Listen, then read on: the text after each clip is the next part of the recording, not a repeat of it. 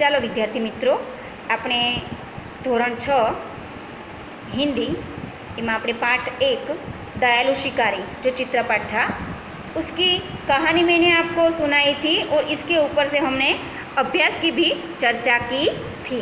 आज हम स्वाध्याय की चर्चा करना चाहते हैं। तो इसमें देखिए कि ये भी एक चित्रपाठ की तरह ही है। तो उसका शीर्षक है बातूनी कछुआ। एक जंगल में एक तालाब था। तालाब में 2 हंस और एक कछुआ भी रहता था। लेकिन एक दिन क्या हुआ कि बरसात के कारण तालाब का पानी सूख गया। तो दोनों हंसों ने दूसरे तालाब में जाने का निश्चय किया। तो कछुए ने भी उसके साथ जाने की जिद की। लेकिन हंसों ने उसे कहा कि तुम कैसे आ सकते हो हमारे साथ, हम तो उड़ सकते हैं, तुम तो उड़ नहीं सकता, तो हम क्या करें। तो हंसों ने एक उपाय सोच लिया। दोनों हंसों ने एक लकड़ी लाए और दोनों हंसों ने लकड़ी के दोनों मुंह से अपनी चोंच से पकड़ लिया और बीच में कछुए को पकड़ने के लिए बोला और साथ में यह भी कहा कि तुम लकड़ी पकड़कर मुंह से कुछ बोलना मत। तो इस तरह दोनों हंसों ने लकड़ी अपने मुंह में चोंच से पकड़ ली और बीच में से कछुए ने अपने मुंह से लकड़ी पकड़ ली और दोनों हंस आसमान में उड़ने लगे कछुए को लेकर। लेकिन दूसरे चित्र में आप देखिए कि क्या हो रहा है कि दोनों हंस कछुए को लेकर आसमान में उड़ रहे हैं। यह दृश्य देखकर गांव वाले उसे देखने के लिए जमा हो गए। कछुए ने नीचे देखा तो उससे रहा न गया और उसने सोचा कि यह लोग हमें क्यों देख रहे हैं। ऐसा सोचकर उसने अपना मुंह खोला और लकड़ी उसके मुंह से छूट गई और वह नीचे गिर गया और मर गया। इस कहानी से हमें यह सीख मिलती है कि कभी कभी हमारे ज़्यादा बोलने से हमें मुश्किल भी पड़ सकती है। आगे दूसरी कहानी है प्यासा कौवा। तो यहाँ हम एक कहानी देखते हैं कि एक प्यासा कौवा था। वह उड़ते उड़ते एक झोपड़ी के ऊपर आकर बैठ गया। झोपड़ी के पास एक घड़ा था और कौवा भी प्यासा था। वह उठकर वो घड़े के ऊपर बैठा। लेकिन क्या देखा उसने कि घड़े में पानी कम था, उसकी चोंच नहीं डूब रही थी। तो उसने एक उपाय सोचा कि आसपास देखो, घड़े के आसपास एक थोड़े बहुत कंकड़ है। तो वो उसने क्या करा कि अपने चोंच से आसपास के कंकड़ घड़े में डालना शुरू किया।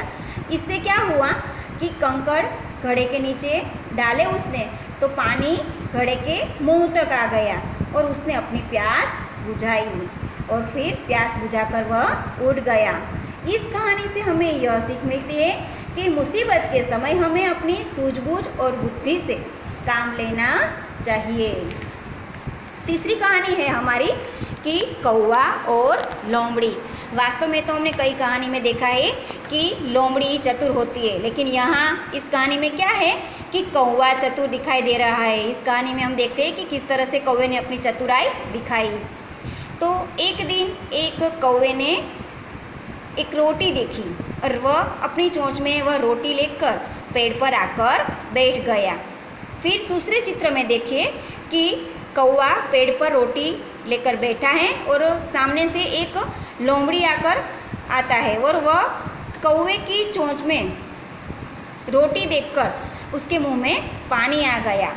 इसलिए उसने क्या किया तीसरे चित्रों में कि कौवे की प्रशंसा करना उसे शुरू किया और उसे कहा कि कौवा भाई आप तो बहुत अच्छा गाते हैं, मुझे आप एक गाना सुनाकर बताइए। तो कौवे ने क्या कहा कि कौवा भी चतुर था। कौवे ने ऐसा कहा कि हाँ, मैं आपको गाना सुनाता हूँ। कौवे ने कहा कि ठहरिए आप, मैं आपको गाना सुनाता हूँ। कौवे ने अपने चोंच की जो रोटी थी वह अपने पैर के नीचे दबाई और उसने गाना शुरू किया। अब लोमड़ी तो निराश हो गई। लोमड़ी ने तो सोचा था कि वह रोटी नीचे गिर जाएगी और मैं लेकर खा लूँगी, लेकिन यहाँ तो कुछ अलग ही हुआ और वह निराश होकर चली गई और कौवे ने रोटी आराम से खाई। इसके ऊपर से देखो हम ये आपने जो तीनों कहानी सुनी और इसके ऊपर से हम ये चर्चा करते हैं। विलोम शब्द है, देखो दयालु। तो उसके ऊपर से हमने सेंटेंस पूरा बनाना है कि देखो दयालु, तो दयालु का विलोम शब्द है निर्दयी।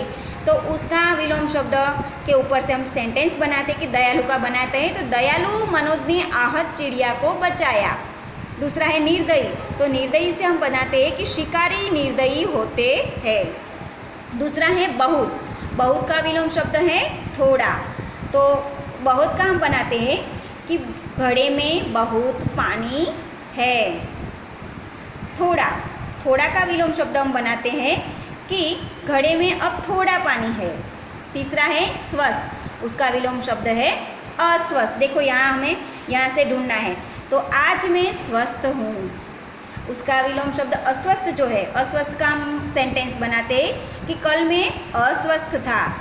चौथा है खुश, तो उसका है नाखुश।